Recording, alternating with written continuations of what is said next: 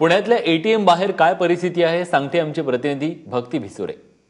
नोटाबंदीनंतरचे 15 दिवस सामान्य नागरिक आणि ग्राहक जे आहेत ते बँकांच्या किंवा एटीएमच्या रांगेत उभे राहिलेले पाहायला मिळतात। पण आज मात्र चित्र थोडंसं वेगळं आहे।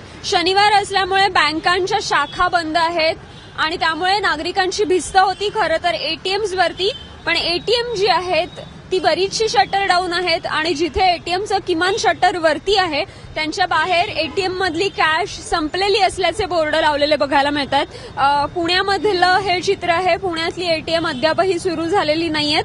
खरं तर आज शनिवार त्यामुळे बँकेची शाखा बंद, पण किमान एटीएम वरती जे पैसे असतील त्याच्यामधून तरी आपल्याला थोडे पैसे उपलब्ध होऊ शकतील अशी नागरिकांची कल्पना होती। पण एटीएम जी आहेत ती सुद्धा बंद ठेवण्यात आलेली आहेत। एटीएम मध्ये कॅश उपलब्ध झालेली नाहीये आणि त्यामुळे कालपर्यंत दिसणाऱ्या ज्या रांगा होत्या त्या अचानक आज नाहीशा झालेल्या बघायला मिळतात। पण असं असलं तरी नागरिकांची गैरसोय जी गेले 15 दिवस सुरू आहे ती आज मात्र कदाचित दुप्पट होण्याची शक्यता आहे, कारण बँकेमधूनही पैसे मिळत नाहीयेत आणि एटीएम सुद्धा बंद आहेत।